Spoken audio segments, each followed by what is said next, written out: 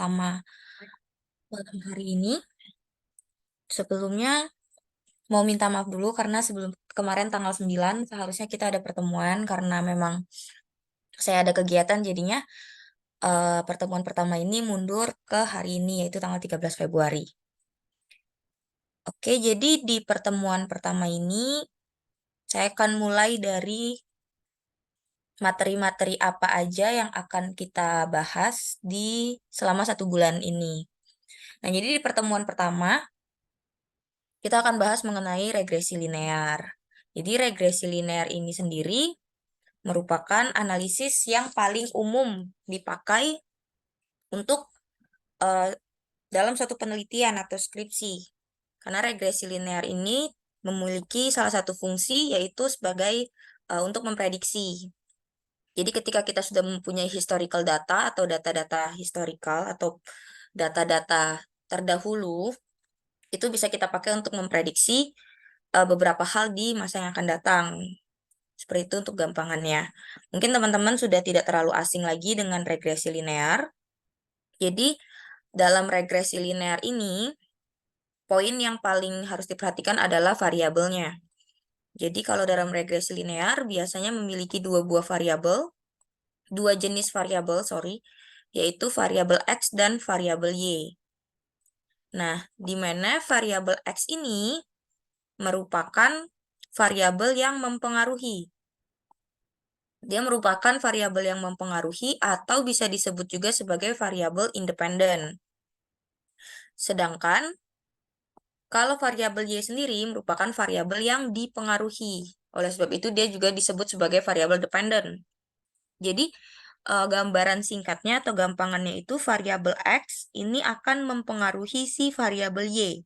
Jadi variabel X ini memiliki peran yang nantinya akan dilihat ketika X ini meningkat atau mengalami kenaikan, apakah si variabel Y ini ikut mengalami kenaikan atau tidak? Nah, itu yang akan kita cari tahu dalam analisis regresi linear ini. Jadi, suatu ketika nanti kita bisa tahu nih, oh ternyata ketika variabel X kita ini ditambah atau dikurangi, apa pengaruhnya terhadap variabel yang dipengaruhi ini? Apakah dia ikut meningkat? Apakah ternyata dia mengalami penurunan? Sehingga nanti bisa kita tentukan nanti kita bisa tentukan aksi-aksi apa yang harus kita lakukan kalau dalam kehidupan nyata. Contohnya, misalnya nih, ketika kita ingin membuat sebuah kue atau membuat sebuah roti.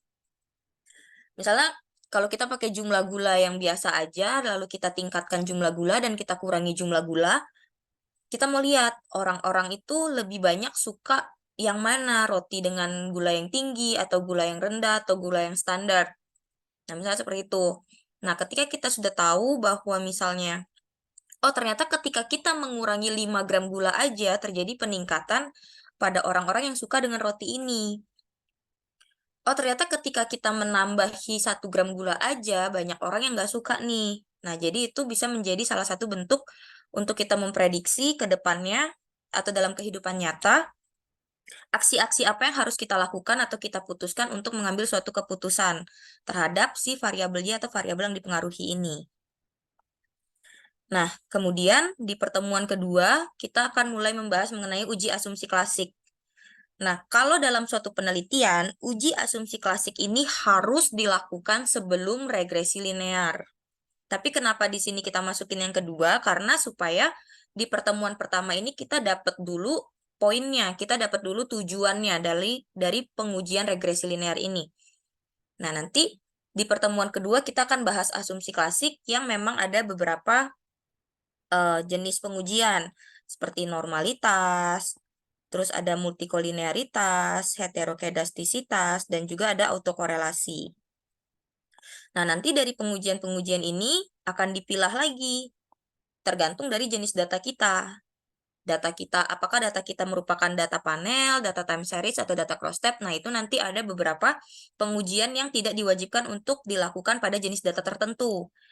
Nah, itu nanti akan kita bahas di pertemuan kedua.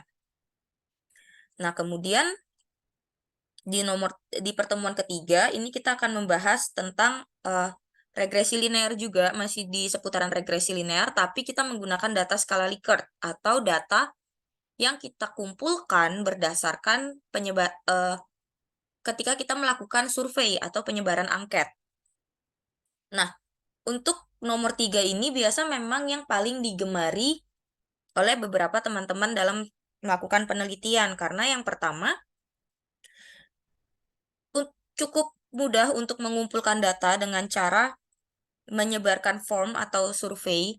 Hanya kita perlu menentukan aja batasan-batasan atau seperti populasi maupun sampel yang kita inginkan. Kelompok-kelompok orang seperti apa, kita harus bisa tentukan dulu di awal agar hasil dari survei ini valid dan bisa kita pakai untuk penelitian. Nah, kemudian ada yang pertemuan keempat, itu nanti di bulan Maret, tanggal 1 Maret. Di sini kita akan membahas mengenai analisis jalur atau pathway. Sebenarnya ini adalah satu tahapan di atas dari regresi linear. Karena seperti yang di awal sudah dijelaskan, kalau regresi linear hanya memiliki dua jenis variabel, yaitu variabel yang mempengaruhi dan variabel yang dipengaruhi. Dalam analisis jalur ini, kita memiliki satu tambahan variabel, yaitu variabel perantara. Bisa dikatakan sebagai variabel mediating atau variabel moderator, atau bisa juga sebagai variabel pengacau. Nah, jadi untuk analisis jalur ini akan kita bahas di pertemuan terakhir. Biasanya juga ada beberapa tipikal dosen yang lebih menyarankan kita menggunakan metode atau metode analisis dari analisis jalur atau pathway ini karena topik-topik penelitian biasanya sudah terlalu banyak, dan kalau kita mau melakukan pembaharuan, itu daripada kita pusing untuk mikirin variabel apa lagi yang harus ditambahkan, variabel apa lagi yang mau diganti, biasanya ada beberapa tipikal dosen yang memang menganjurkan kita untuk ya udah tambahin aja satu variabel moderating. Kalau dalam beberapa jurnal itu terlihat, oh ternyata variabel X-nya tidak berpengaruh terhadap variabel Y. Apa coba kita masukin satu variabel perantara yang memang bisa menjadi penengah atau menjadi penengah atau seperti jalan supaya memiliki pengaruh secara tidak langsung. Nah, itu adalah fungsi dari analisis jalur atau analisis pathway. Kemudian untuk pertemuan hari ini bisa langsung kita mulai. Sebentar, kursor saya hilang.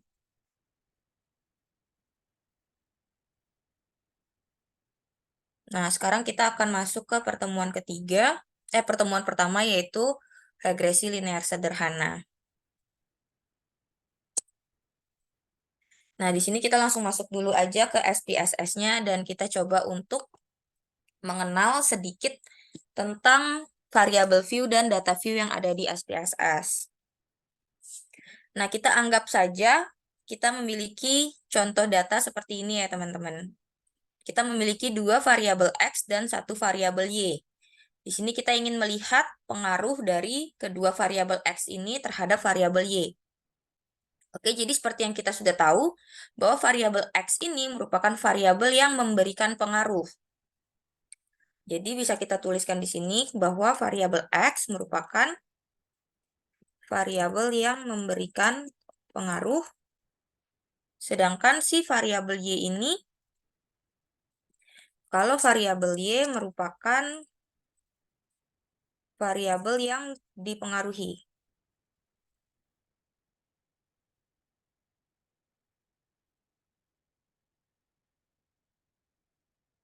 Nah, jadi di sini kita tahu bahwa ternyata kita memiliki dua buah variabel X dan satu buah variabel Y.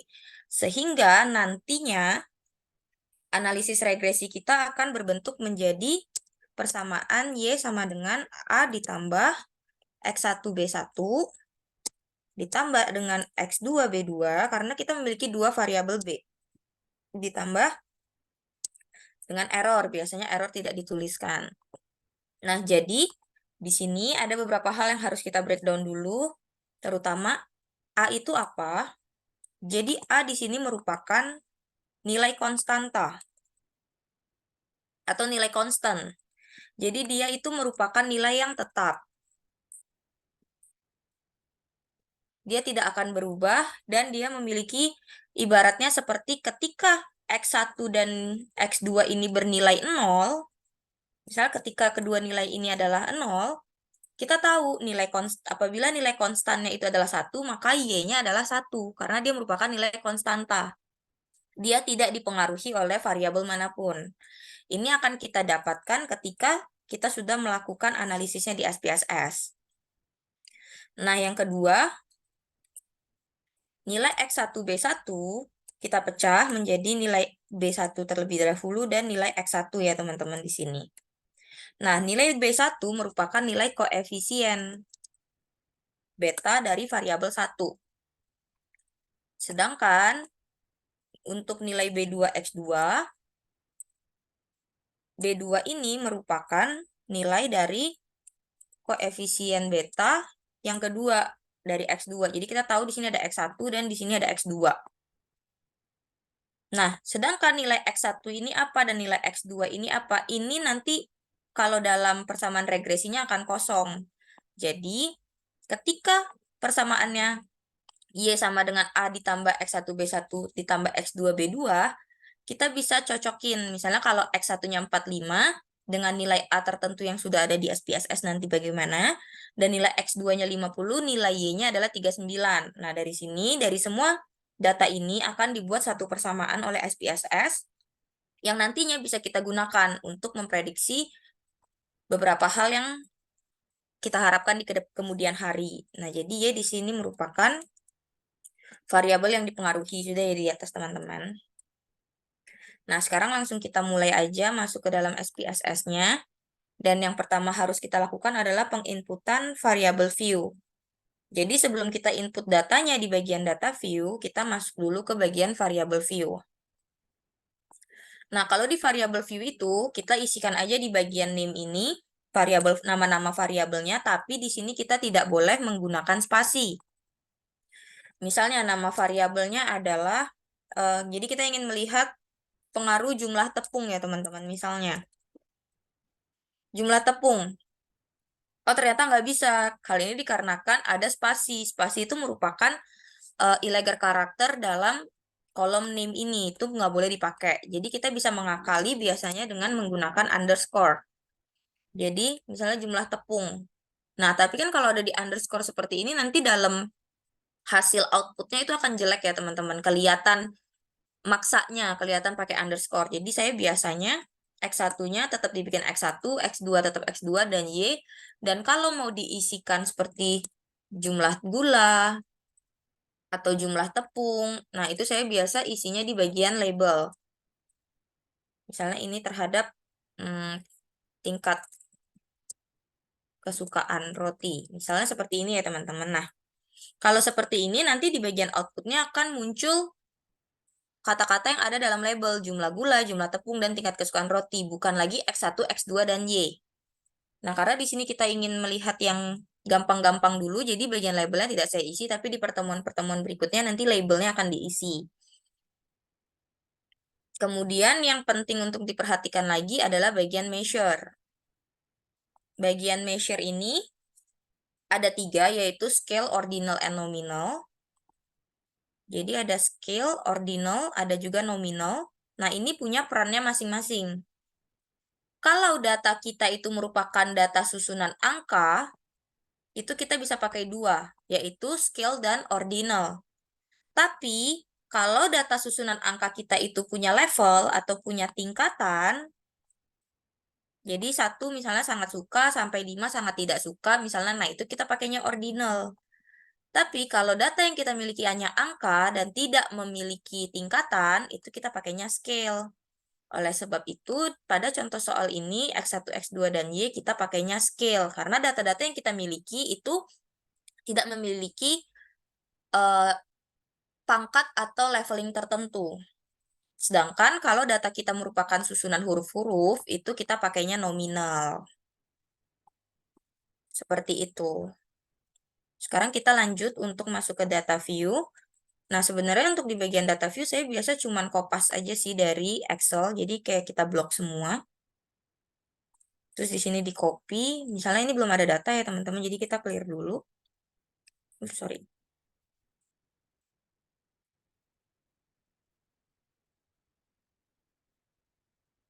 Jadi misalnya kalau ini di clear dulu, biasa saya tinggal copy dari si Excel yang kita punya. Gitu. Jadi kalau teman-teman punya data yang banyak, teman-teman bisa langsung kopas aja dari Excel yang kita punya. Atau bisa juga diekspor. Nah, kalau kita mau langsung lanjut ke regresi, itu sebenarnya kita langsung masuk aja ke analyze, kemudian regression, lalu kita masuk ke linear. Nah, di bagian sini, kalau di pertemuan kedua nanti, kita akan banyak bermain di beberapa button ini, seperti button statistik, plots, kemudian di bagian save dan option ini nanti masing-masing akan ada fungsinya. Seperti di bagian statistik, ketika kita mau melakukan uji asumsi klasik, di sini kita bisa melakukan uji Durbin-Watson atau autokorelasi, kemudian kita bisa lihat multikolinearitas atau collinearity diagnostic. Kemudian kalau di bagian plots, di sini kita bisa pakai scatter plot untuk uji heterokedastisitas, dan di sini kita bisa pakai normal probability plot untuk melihat normalitas dengan metode grafik. Di bagian save ini biasa kita centang unstandardized residuals. Di sini kita bisa pakai untuk metode non-grafik dari uji normalitas dan pakai one sample QS Kolmogorov-Smirnov, dan juga kita bisa pakai untuk uji heterokedastisitas dengan metode non-grafik. Di sini nanti kita bisa pakai uji Glatzer.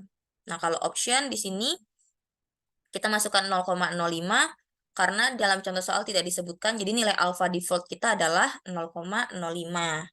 Jadi munculnya angka 0,05 itu enggak serta-merta langsung muncul, oh defaultnya 0,05. Tapi misalnya kalau teman-teman ditanya sama dosennya, kenapa nilai tingkat kepercayaannya 0,05 atau taraf kepercayaannya 0,05, nilai alfanya.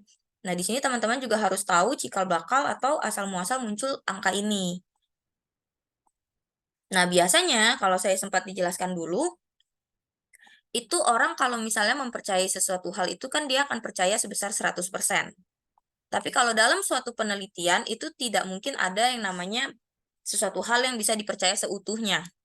Oleh sebab itu, dalam suatu penelitian itu biasanya dibagi menjadi 3 kategori, yaitu dapat dipercaya sebanyak 99%, kemudian ada yang dapat dipercaya sebanyak 95%, dan juga ada yang dapat dipercaya sebanyak 90%. Nah, untuk beberapa tingkat ini ada kategori atau syarat khusus, seperti yang 99% ini biasanya melakukan lebih dari satu metode analisis, atau misalnya dia menggunakan hewan uji dan lain sebagainya. Kemudian untuk yang 95% ini misalnya dia hanya menggunakan satu metode analisis, misalnya menggunakan SPSS dan regresi linear sederhana. Sedangkan yang 90% ini penelitiannya mungkin tidak menggunakan metode analisis, sehingga ketika kita menggunakan SPSS dan metode analisis kita adalah regresi linear sederhana, kita dapat dikatakan bahwa penelitian kita itu dapat dipercaya sebesar 95%. Karena dapat dipercaya sebesar 95%, nilai dari tingkat kepercayaan utuh ini 100% dikurangi dengan 95% menghasilkan nilai sebesar 5%. Nah, nilai 5% ini apabila kita convert menjadi desimal, maka nilainya adalah 0,05. Jadi, ketika sidang, kalau teman-teman ditanya kenapa nilai alfanya 0,05 atau sebesar 5%, teman-teman sudah bisa jawab. Seperti itu. Jadi, sekarang kita lanjut lagi. Jadi bagian dependen merupakan variabel yang dipengaruhi. Dari ketiga variabel yang kita miliki, variabel Y merupakan variabel yang dipengaruhi. Sedangkan variabel X1 dan variabel X2 merupakan variabel yang mempengaruhi. Nah, kalau kita hanya ingin melakukan analisis regresi linear aja, kita tinggal klik OK aja. Maka nanti di bagian output, ini akan muncul hasil dari analisis regresi linear kita. Di sini ada 3, yaitu model summary, ANOVA, dan koefisien. Di sini akan saya coba untuk pindahkan ke PPT aja. Jadi yang pertama kali itu biasanya yang dilihat adalah tabel koefisien. Di sini saya coba copy satu-satu ya teman-teman. Nanti kita akan interpretasikan bersama.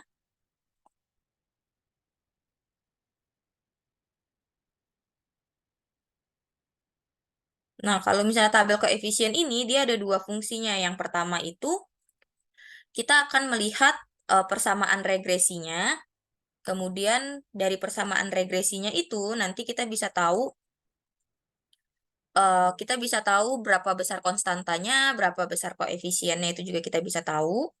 Kemudian kita juga bisa melihat pengaruh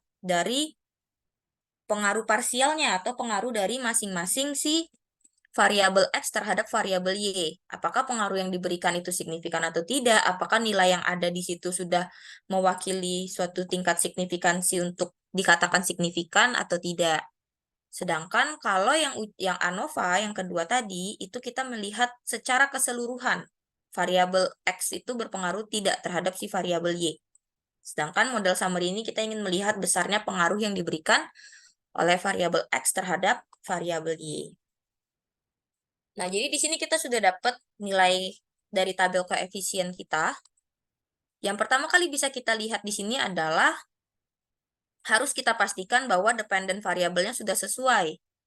Kalau teman-teman memberi namanya di sini ya, misalnya teman-teman kasih, oh ternyata di sini tingkat kesukaan roti, ini harus sesuai, karena kita ingin melihat si tingkat kesukaan roti atau variabel Y ini sebagai variabel yang dipengaruhi. Nah, sekarang kita fokus pada kolom yang ada di unstandardized coefficient betanya ini dulu, karena kita akan membuat persamaan.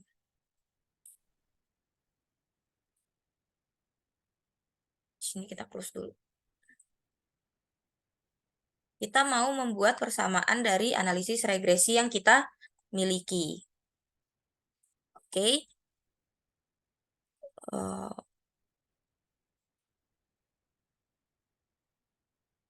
Lalu di sini kita bisa lihat nilai konstan yang kita dapat adalah 1,073. Nilai X1-nya 0,809 dan nilai X2-nya adalah 0,066. Jadi kalau di SPSS itu kita bacanya titik di sini bukan menandakan bahwa dia adalah ribuan, tapi titik ini menandakan bahwa dia merupakan merupakan nilai desimal atau koma di sini. Jadi 1,073 bukan 1073. Nah, jadi di sini kita sudah tahu bahwa nilai konstanta kita adalah 1,073, sedangkan nilai dari koefisien X1 kita atau nilai B1 itu adalah 0,809, sedangkan nilai dari B2 kita adalah 0,066. Nah, dari sini kita bisa buat persamaan regresi, yaitu persamaannya menjadi Y sama dengan nilai alfa atau nilai konstanta sebesar 1,073. Karena di sini tidak ada tanda negatif, maka nilainya menjadi plus. Tapi kalau nilai koefisien itu negatif, maka plus yang dikalikan dengan nilai negatif akan menjadi nilai negatif ya teman-teman. Jadi di sini akan ditambah dengan B1X1 yaitu 0,809 X1. Kemudian ditambah dengan B2X2 yaitu 0,066 X2. Nah, kalau di sini kita ingin melakukan cross-check atau pengecekan, misalnya kita pakai yang pertama. Ketika nilai X1-nya, kita anggapan nilai X1-nya sebesar 45 dan nilai X2-nya sebesar 50, seharusnya nilai Y-nya berada di kisaran angka 39. Dia nggak bisa pasti 39 bulat karena semuanya pecahan desimal ya teman-teman. Nah, sekarang kita coba apakah persamaannya ini benar. 1,073 apabila nilai 0,809 kita kalikan dengan 45, itu nilainya menjadi 36,405. Dan apabila nilai 50 dikalikan dengan 0,066, maka nilainya menjadi 3,3. Nah, di sini kalau kita jumlahkan, kita ngambil depan-depannya aja. 36 ditambah 3 ditambah 1 adalah 40. Maka dia akan berada di around 39 sampai dengan 41 biasanya. Nah, dia tidak bisa seakurat itu dengan data historical. Karena dalam SPSS dia itu selalu angkanya ada desimalnya, tapi dalam observasi kita angkanya itu selalu bulat. Oleh sebab itu biasanya apabila memang data kita itu, misalnya data kita itu ini ya teman-teman pecahan atau misalnya data kita itu desimalnya banyak, nah itu biasanya jangan dibulatkan menjadi angka yang bulat seperti tidak ada angka di belakang koma, tetapi harus tetap ada angka di belakang koma supaya dia lebih akurat dari nilai persamaannya. Nah, itu adalah cara untuk kita melakukan perhitungan dengan menggunakan persamaan regresi yang kita punya. Nah, di sini juga ada beberapa hal yang harus diperhatikan dari regresi yang kita miliki ini ada artinya. Nilai konstan yang kita punya adalah 1,073. Berarti di sini kita bisa tahu ketika variabel X1 ini bernilai 0 atau variabel X dan juga variabel X2 ini bernilai 0, maka nilai Y ini sama dengan nilai alfa. Makanya dia disebut sebagai nilai yang konstan. Jadi kalau misalnya kita punya data X1 0, X2 0, nilai Y pasti 1,073. Seperti itu. Yang kedua, dari persamaan ini kita bisa tahu bahwa baik X1 dan X2 itu memiliki pengaruh positif. Pengaruh positif ini apa maksudnya? Ketika nilai X meningkat, nilai X, baik X1 maupun X2 ataupun kedua X-nya meningkat, maka nilai Y akan ikut meningkat. Nah, itu kalau dia positif, yang artinya dia berbanding lurus. Berbeda halnya kalau dia negatif atau berbanding terbalik. Yang artinya, ketika nilai X-nya meningkat, maka nilai Y-nya akan menurun. Begitu juga sebaliknya. Ketika nilai Y-nya semakin menurun, nilai X-nya semakin menurun, maka nilai Y-nya akan semakin meningkat.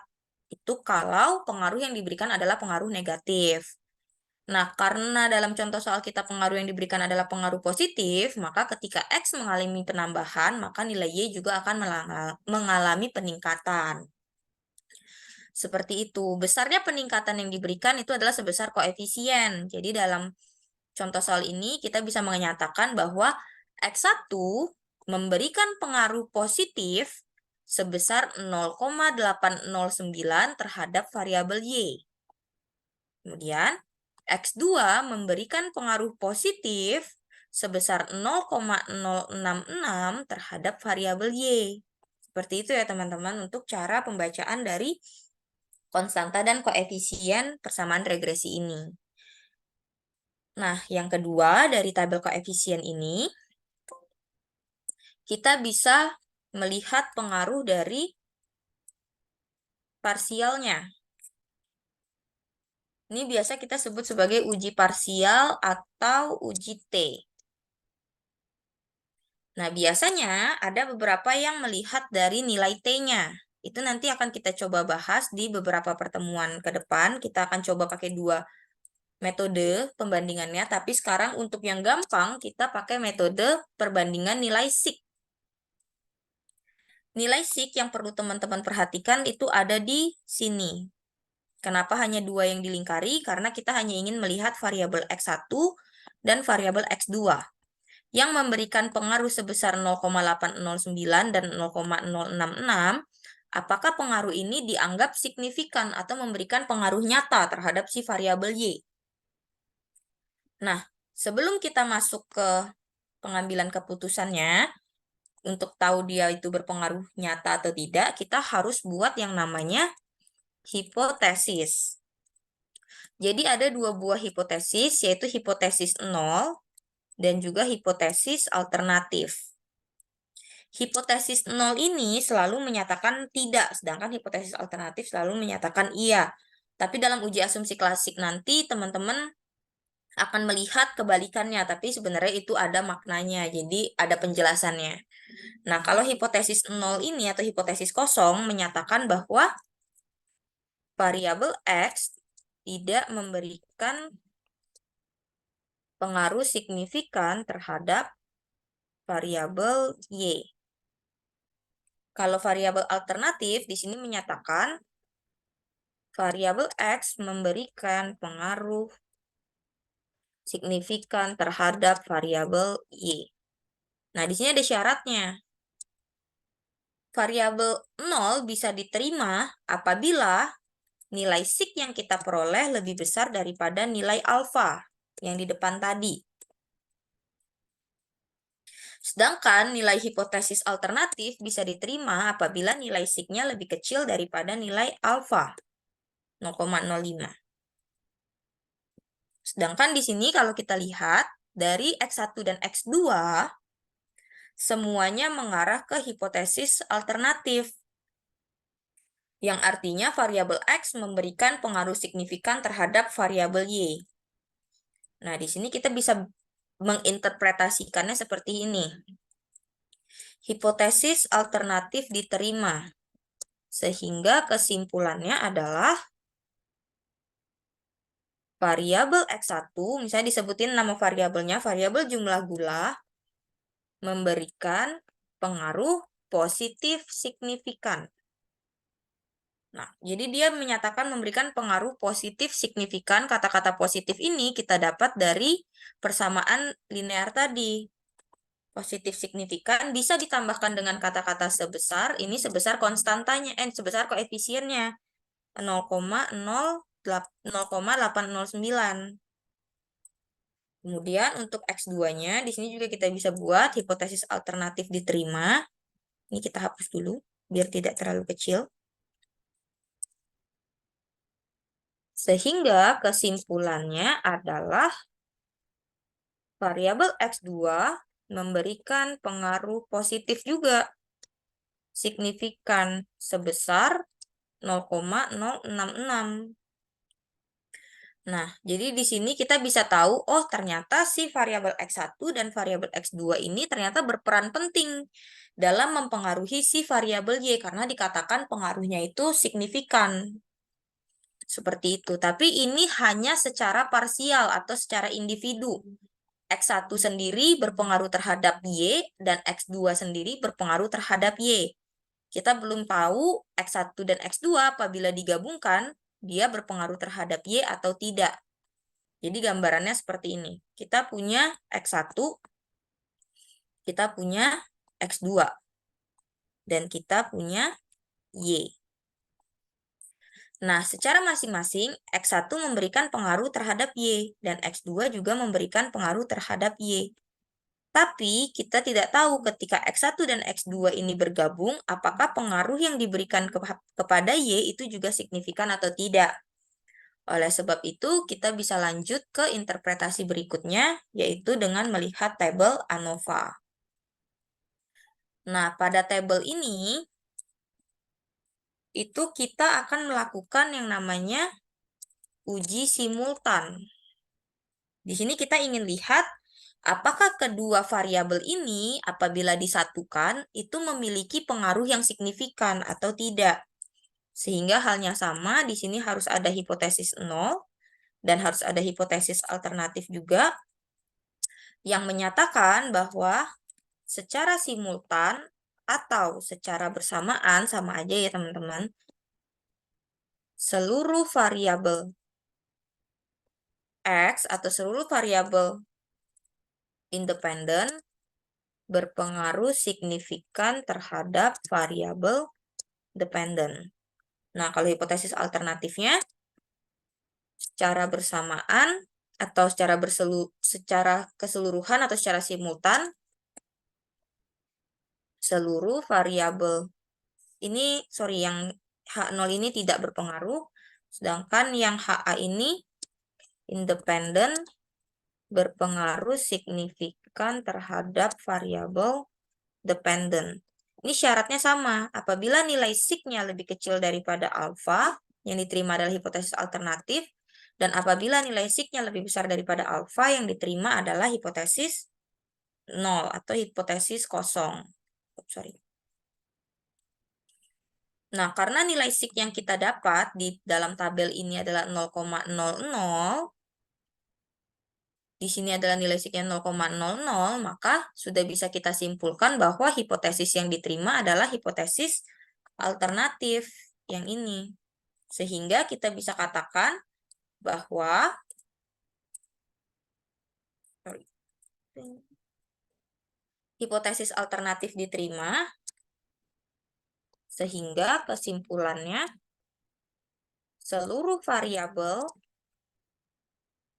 independen, teman-teman bisa masukin nama variabelnya X1 dan X2 secara bersamaan memberikan pengaruh signifikan terhadap variabel dependent, atau teman-teman bisa input nama variabel Y-nya apa. Di sini kita belum bisa menyatakan besar pengaruh dari kedua variabel ini. Nah, oleh sebab itu, besar dari pengaruh kedua variabel ini akan kita lihat di model summary di sini. Jadi di sini kita ada nilai adjusted R square atau nilai R square. Jadi di sini ada perbedaannya ya teman-teman. Kalau R square biasa, yang ini, itu dia akan selalu meningkat ketika ada penambahan variabel.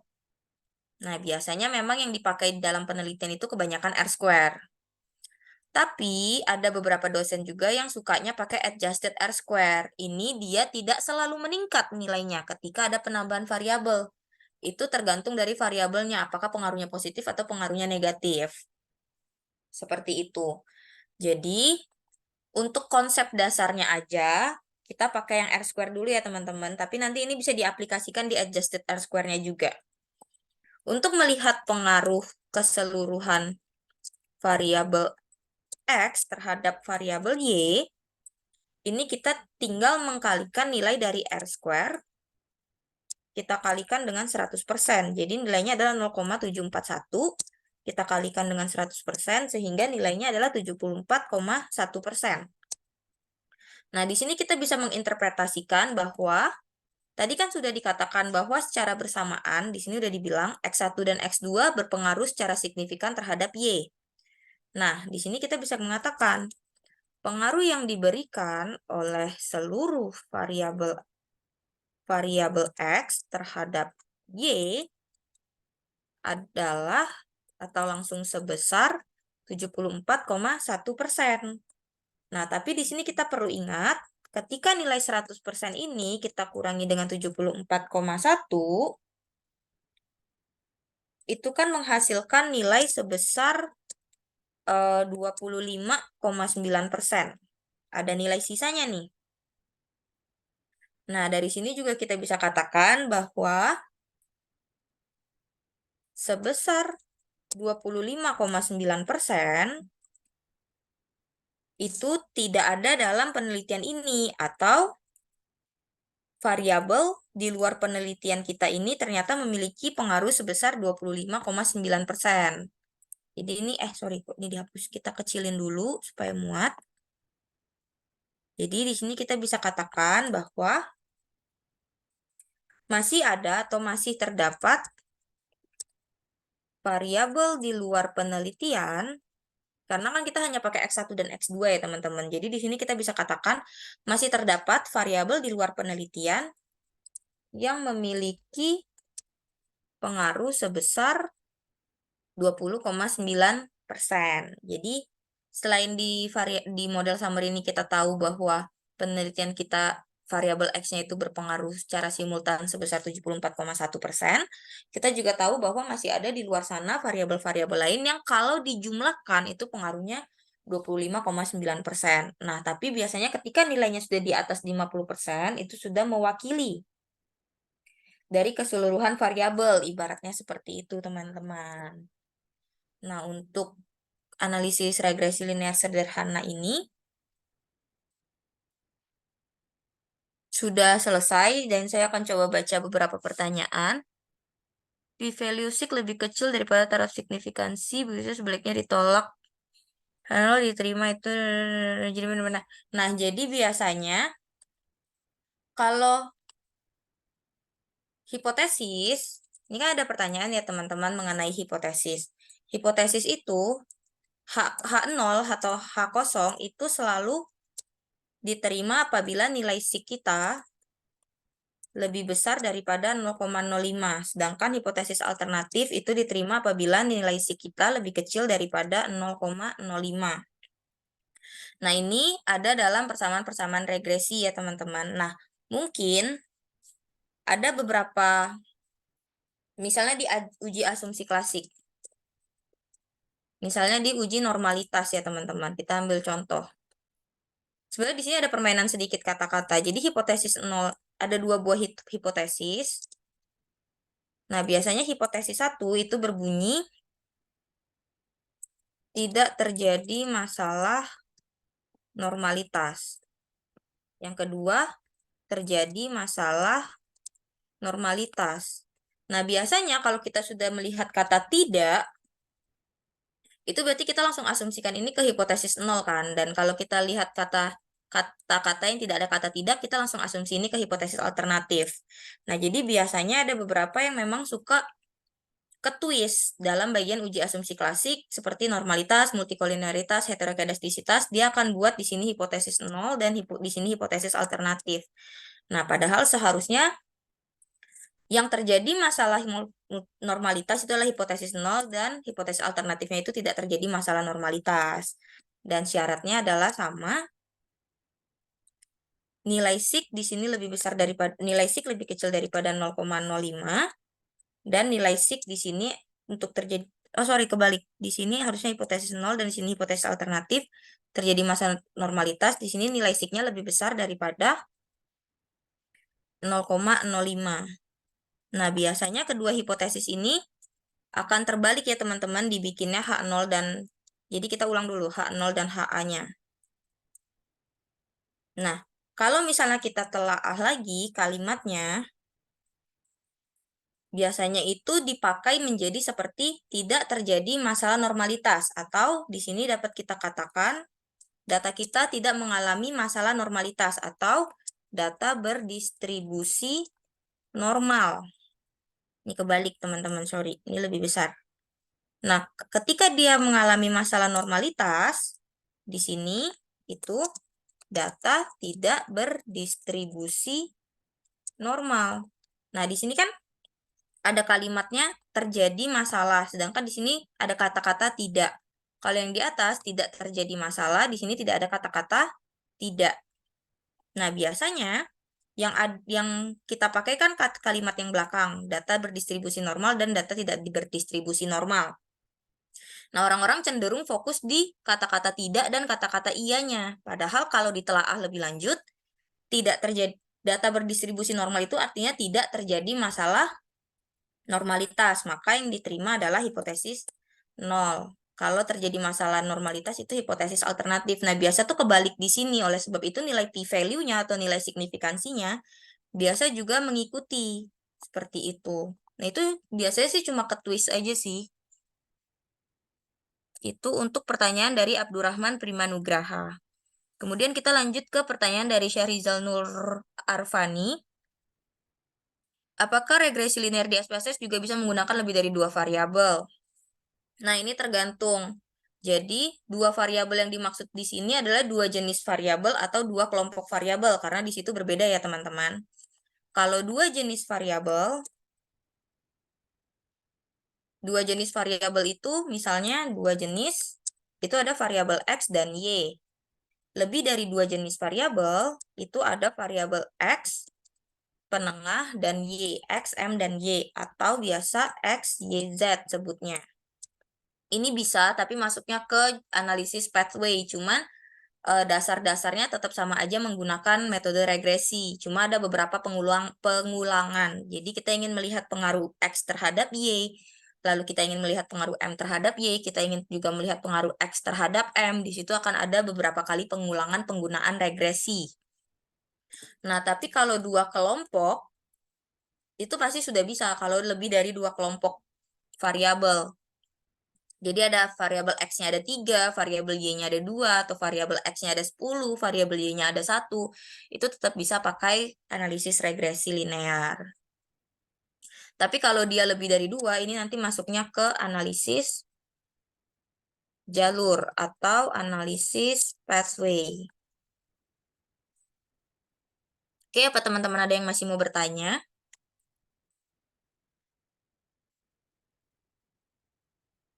Kalau sudah tidak ada, kelas pada malam hari ini sudah selesai untuk pertemuan regresi linearnya. Link presensi sudah dikirimkan oleh Kanadira di grup chat, di chat Zoom-nya. Teman-teman bisa langsung mengisi link presensi. Dan selamat malam teman-teman semua. Saya izin untuk stop share screen.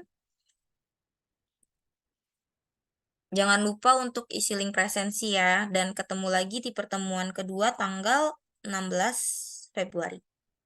Terima kasih teman-teman semua.